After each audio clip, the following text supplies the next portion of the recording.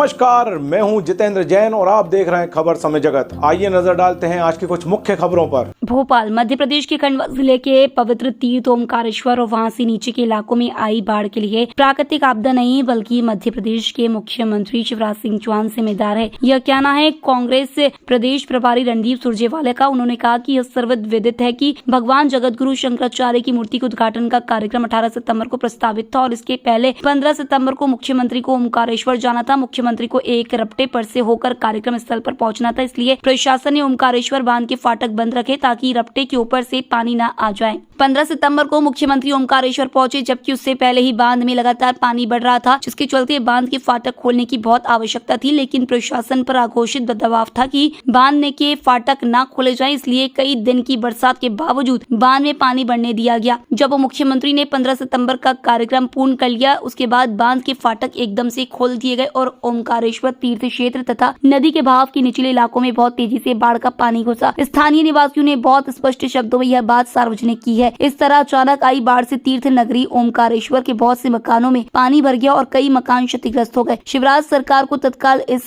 कुशासन के लिए जनता से माफी मांगना चाहिए और मकानों को हुए नुकसान का संपूर्ण मुआवजा अविलंब पीड़ित परिवारों को देना चाहिए। इस तरह के कृत्य के लिए भगवान आदिगुरु शंकराचार्य भी शिवराज सिंह चौहान को माफ नहीं करेंगे। आदरणीय साथियों, एक संक्षिप्त परंतु गंभीर विषय के साथ मैं आपके बीच में उपस्थित हूँ। जो हमारे मित्रगण पीछे खड़े हैं, पार्टी के मित्र, मैं उन्हें कहूँगा आपका स्वागत है, पर आवाज मत करिए। मैं एक संक्षिप्त पर महत्वपूर्ण विषय के साथ आपके बीच में उपस्थित हूँ। शिवराज सरकार के सर पर, भारतीय जनता पार्टी के सर पर सत्ता की भूख सर चढ़कर बोल रही है। पहले महाकाल में भ्रष्टाचार किया और अब ओमकारेश्वर भगवान जी की नगरी को शिवराज निर्मित बाढ़ में डुबो दिया।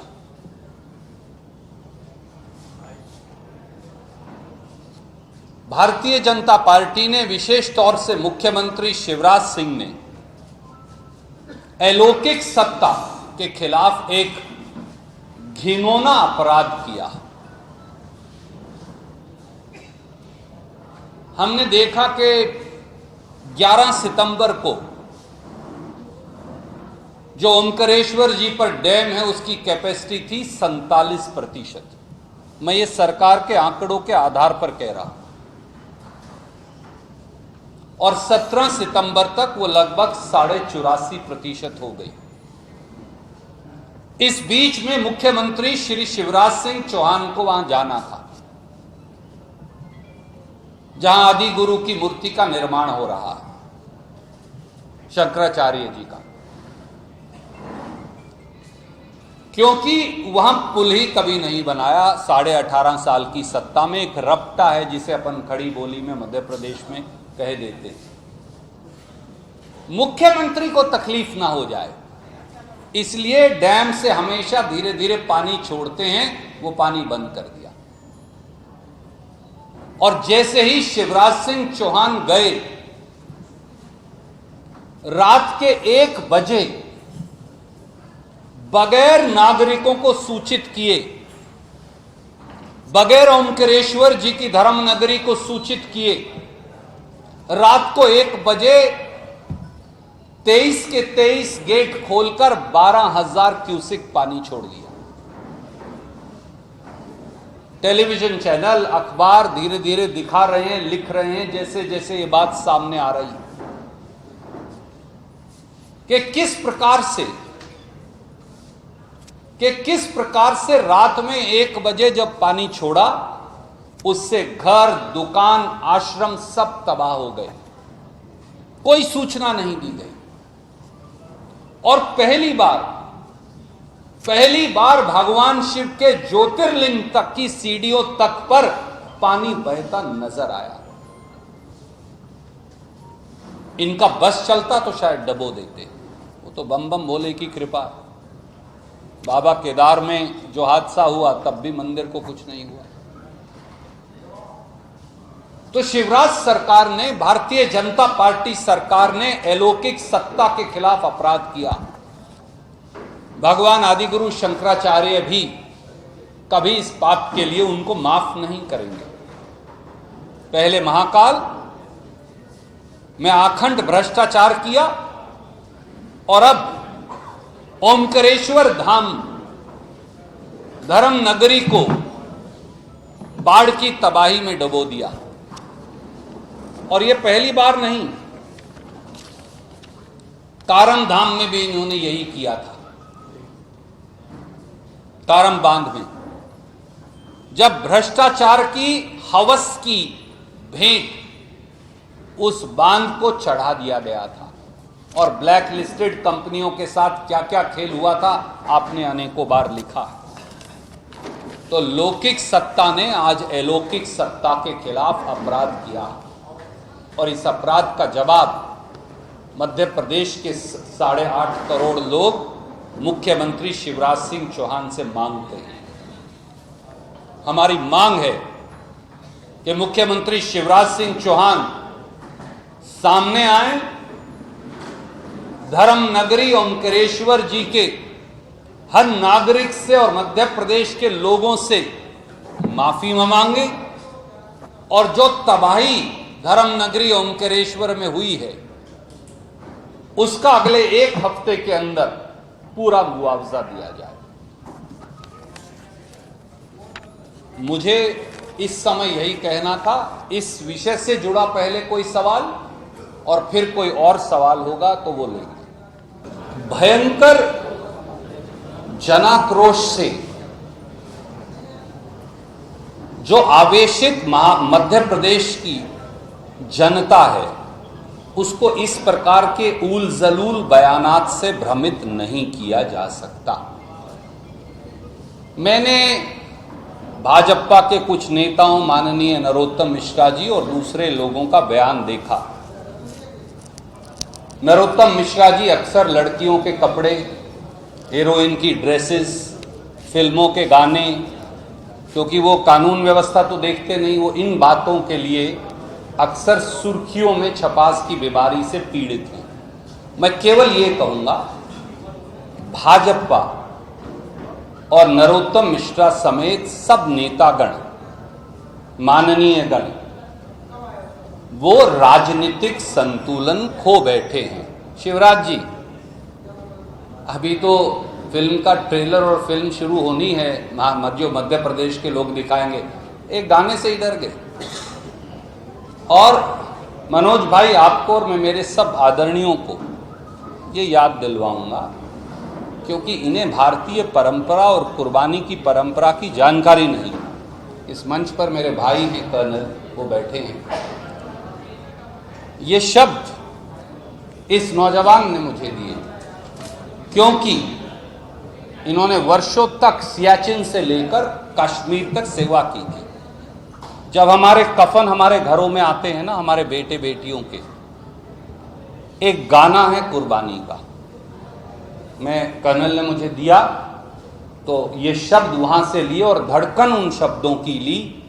एक पिक्चर है लगान, जो अंग्रेजी सत्ता के खिलाफ बनी थी, शब्द वहां से और धड़कन वहां से मैं लाया हूं, मैंने कर्नल से ले लिए थे।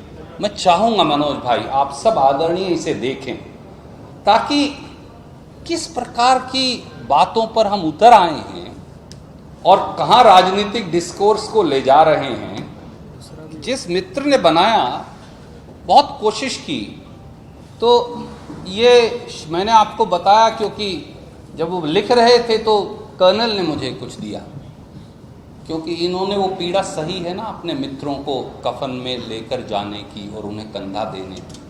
नरोत्तम मिश्रा ये कभी समझ नहीं पाएगा साहब। हमने इंदिरा जी के टुकड़े इकट्ठे किए, राजीव जी के टुकड़े इकट्ठे किए, महात्मा गांधी के सीने पर गोली देखी।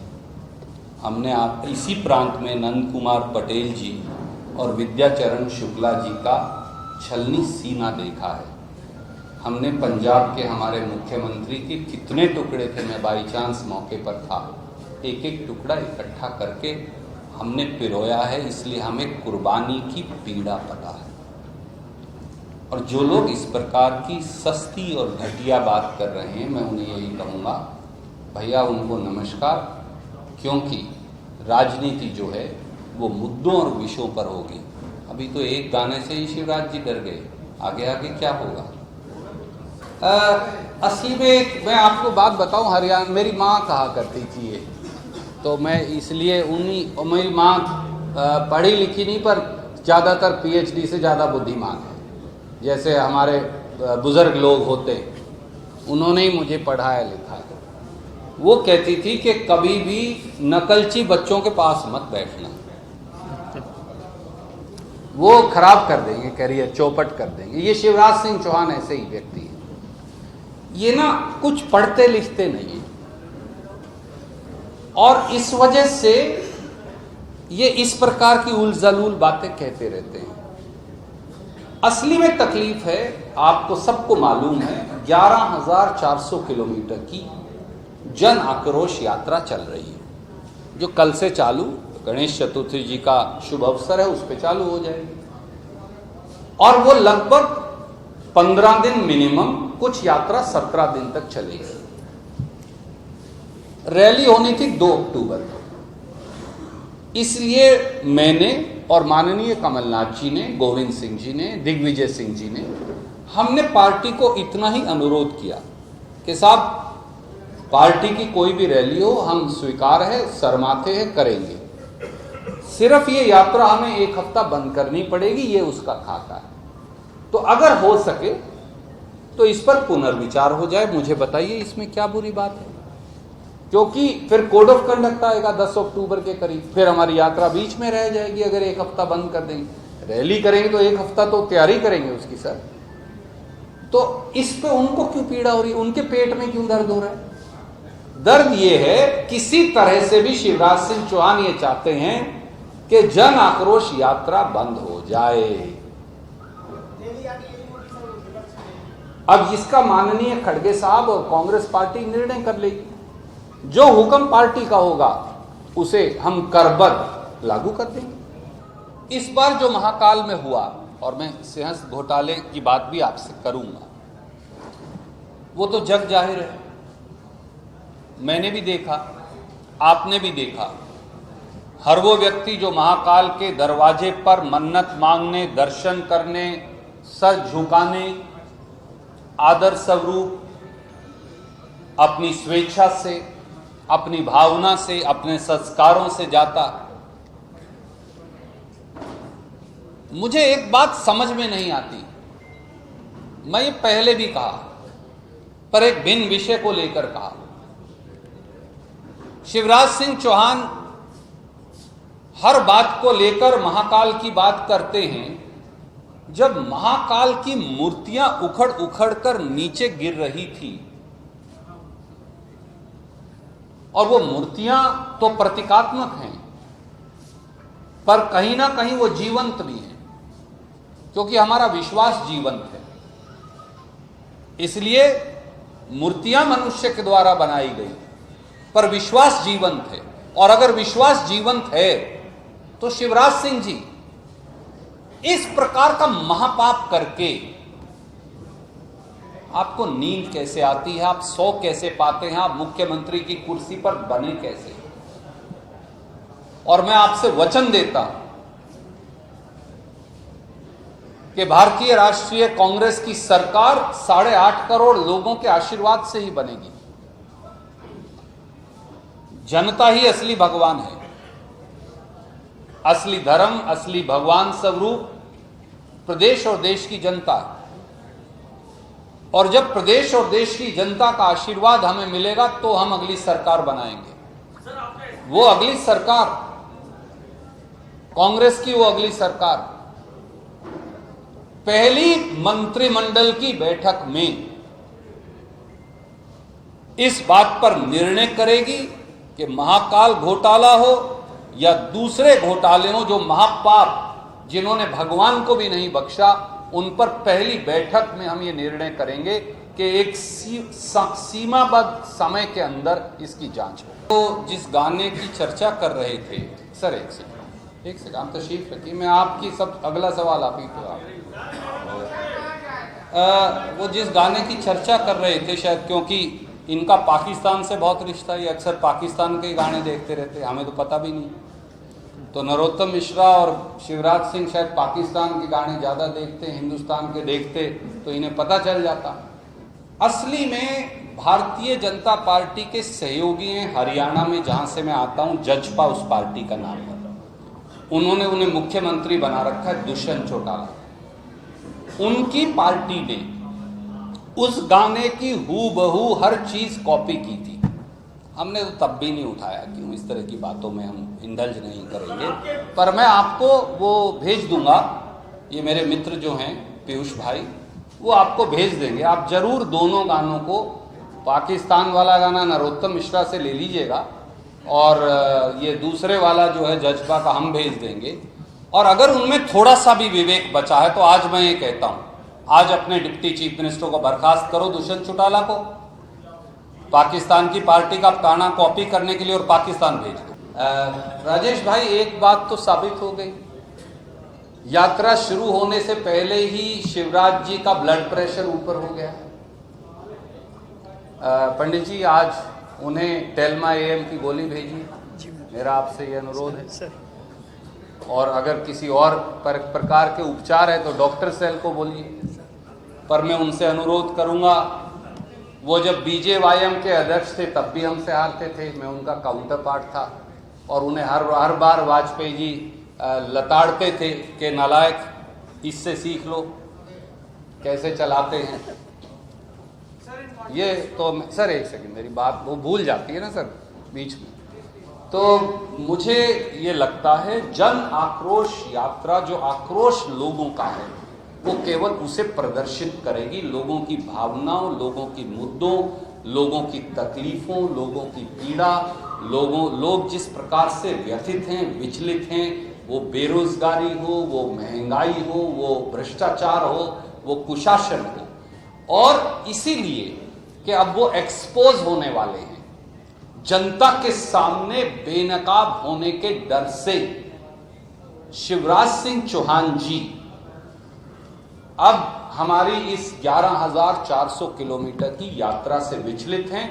विचलित मत होइए, जनता आपको सम्मान विदाई देने वाली है। आप सवाल के लिए धन्यवाद सर। एक तो मेरे पास अतिरिक्त नहीं है, फुल प्रभार है, तो मैं सौभाग्यशाली हूं खड़गे साहब का, राहुल जी का शुक्रगुजार है। हाँ, राजनीति मेरा ये मानना है, व्यक्तिगत तौर से भी और जिस पार्टी से मैं आता हूं उनका भी, राजनीति विचारधारा और एजेंडा के आधार पर होनी चाहिए। भटकाऊ राजनीति का समय अब बीतता जा रहा है। बात करूं मैं 5,000 साल पुरानी, यहाँ रोटी खाने को नहीं है या रोजगार नहीं है, और पटवारी की नौकरी बिक रही है 15-15 लाख में। हमारा एजेंडा बिल्कुल साफ है। एक व्यक्ति जो आज मुख्यमंत्री की कुर्सी पर बैठा है, उसको ये मालूम है कि उसकी विदाई हो चुकी है, उसके मन में हो चुकी है। और आपने देखा होगा, आप तो सजग पत्रकार हैं, सब मुझसे ज्यादा जानकार हैं, प्रांत के बारे में आप मुझसे ज्यादा जानते हैं। क्या आपने देखा कि 3 महीने में किसी सीएम ने 1,000 घोषणाएं कर डाली? मैं हमेशा बोलता हूं, एक हिंदी की कहावत है, हरियाणा में है शायद, अपना मध्य प्रदेश हरियाणा साथ लगा है, उसको बोलते हैं कढ़ी बिगाड़। कोई बच्चा होता है ना, जब कढ़ी माँ बनाती है, हमारे यहाँ तो उस पर गोसे को ऊपर बनाती थी, उपलों पे, तो कोई बच्चा होता था उसके अंदर मिट्टी डाल जाता था जब वो बिल्कुल बनके तैयार होती थी। उसे मालूम है कि वो जा रहे हैं, वो इस प्रदेश पर आक्रमण कर रहे हैं।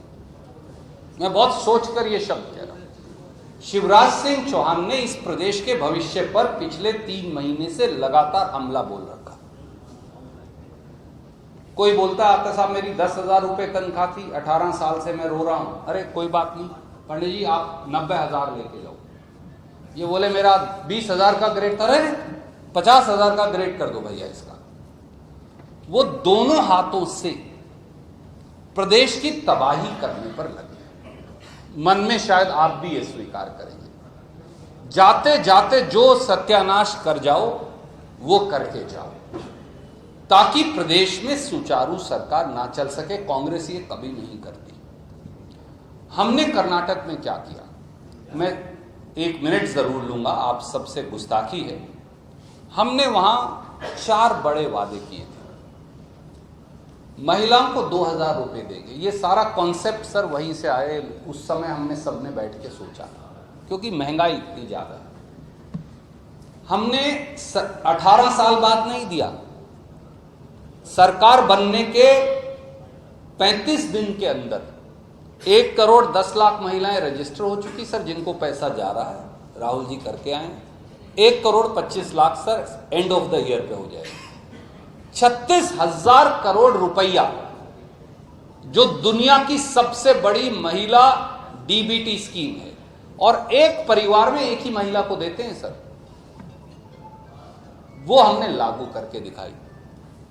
दूसरा, हमने अगर ये कहा हम 200 यूनिट तक बिजली बिल माफ करेंगे, तो 2 करोड़ के करीब उपभोक्ताओं के 9,000 करोड़ सालाना सब्सिडी देके माफ कर दिए सर। 5 साल इंतजार नहीं की कि आखिरी 2 महीने बचेंगे तो फिर भास्कर और नई दुनिया और पत्रिका के 6 पेज खरीद के सरकारी खर्चे से और फिर हम लागू करेंगे। नहीं, हमने लागू कर दी। हमने ये कहा था 10 किलो अनाज देंगे। मोदी जी ने कहा अनाज सड़ जाए तुम्हें नहीं दूंगा पैसों में भी। कोई लंबी चौड़ी पत्रकार मित्रों ने स्टोरीज नहीं की। हमने कहा कोई बात नहीं, 35 रुपए 70 पैसे पे मिलता है वो अनाज एफसीआई से, हम उतना पैसा खातों में ट्रांसफर कर देंगे। लगभग 4 करोड़ व्यक्तियों के खाते में वो पैसा जा रहा है। इसे बोलते हैं सरकार की लोगों के प्रति जिम्मेवारी और उन्हें शासन में शामिल करना, जिन्हें मोदी जी रेवड़ी बोलते हैं।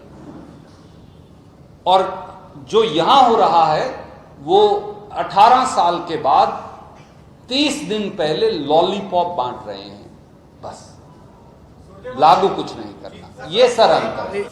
एक आदमी है, उसका नाम है हेमंत बिस्वा शर्मा। मैं आप सबसे अनुरोध करूंगा कि आप तो अब से पहले उसे जानते नहीं थे। उसे ना छपास की बीमारी है।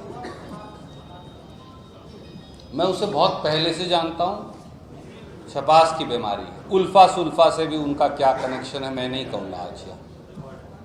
तो पुरानी उन्हें ये बीमारी, वो इररेलेवेंट है। वो प्रासंगिक होने के लिए नरोत्तम मिश्रा के गुरु बनना चाहते हैं। वो व्यक्ति अप्रासंगिक है भाजपा में, क्योंकि भगोड़ा है। लुई बर्गर कांड में उसका नाम आया था, भाजपा ने लिया था, मैंने तो लिया नहीं। और एक और वो जो लॉटरी कांड हुआ था, वहां भी उनको समन ईडी के आए, वो उसके बाद भाजपा में चले गए। ठीक है, उनकी मर्जी है, हमारे मित्र हैं वो तो रहेंगे, क्योंकि हमारा वैमनस्य नहीं। पर उसका कोई मध्य प्रदेश में लेना देना नहीं है। उसके किसी सवाल का जवाब देना मैं समझता हूं वक्त की बर्बादी है। वो केवल अब ध्यान आकर्षित करना चाहता है ताकि उसकी खबर छपे, फिर वो मोदी जी के पास जाए, अमित शाह देखो सर मेरी खबर छपी, फिर वो उसका बस इतना ही काम। वो हर प्रदेश में जाता है। अभी कर्नाटक गया था, वहां किसी ने ध्यान नहीं दिया, अब यहाँ आ गया। तो मेरी आपसे हाथ जोड़कर करबद्ध प्रार्थना है, मुझसे कितने सवाल करिए। अप्रासंगिक लोग जो छपास की बीमारी से पीड़ित हैं उनकी तरफ ध्यान ना दें, वो हमारा ध्यान भटकाएंगे। कितना भी बड़ा सफेद पोश हो, वो चाहे मुख्यमंत्री हो, चाहे मंत्री हो, चाहे वो अधिकारी हो, उन सब के खिलाफ कार्रवाई होगी, बदले की भावना से नहीं। देखिए, राजनीति में वैमनस्य एक बात है, राजनीतिक में वैचारिक विरोध एक और बात है। हमारा किसी से दुश्मनी नहीं, हमारा वैचारिक विरोध है, क्योंकि उन्होंने मध्य प्रदेश को लूटा है, मध्य प्रदेश को आखंड भ्रष्टाचार में डुबोया है। मध्य प्रदेश में 18.5 साल से प्रशासन नाम की कोई वस्तु बची नहीं। पर यह नहीं है कि हम कोई तलवार लेकर किसी का सर धड़ से अलग करने पर उतारू हैं, नहीं। ये हमारे प्रजातंत्र और संविधान की परिपाटी नहीं। हम संविधान की और कानून की परिधि में श्रीमान शिवराज सिंह चौहान, उनके मंत्रियों और उनके अधिकारियों जो आज सत्ता की चौखट पर बैठकर नित नए अपराध कर रहे हैं, वो जान लें, उन सब पर कार्रवाई होगी। पहली मंत्रिमंडल की बैठक में इसका निर्णय होगा। जी ने वो सलाह नरोत्तम मिश्रा को क्यों नहीं दी, जो सुबह से रोना धोना कर रहे हैं, और अपने प्रवक्ताओं को? काश उनको भी दे दो। मोदी जी की कथनी और करनी में, आदरणीय साथी, बहुत अंतर है। जो वो कहते हैं वो कभी पूरा नहीं करते। उनकी एक हमारे यहाँ कहते हैं, भाई इसके पैदा किए हुए पैरे नहीं चले, ये गांव की कहावत है, फलाने के जाम में पैरे नहीं चले। उन्होंने जिंदगी में कोई बात भी कही पूरी नहीं की आज तक, कोई भी। और मैं गिनाऊंगा तो बहुत समय लग जाएगा। 2 करोड़ रोजगार से लेके 15-15 लाख तक, और ना जाने क्या क्या। तो उनकी कथनी और करनी में अंतर है। कुछ चीजें वो टेलीविजन पर दिखाने के लिए करते हैं और कुछ चीजें वो अपने खुद के आचरण में करते हैं। तो ये देश ने पिछले 8.5-9 वर्ष में देख लिया है, और मुझे उम्मीद है कि 140 करोड़ जनता 2024 के लोकसभा चुनाव जब होंगे, पहले इन्हीं 5 विधानसभा में और फिर लोकसभा में, इसका जवाब उन्हें अवश्य देना। राजेश जी, खबर समय जगत के लिए संवाददाता आदित्य सराठे की report. For latest news, subscribe to our channel and press the bell icon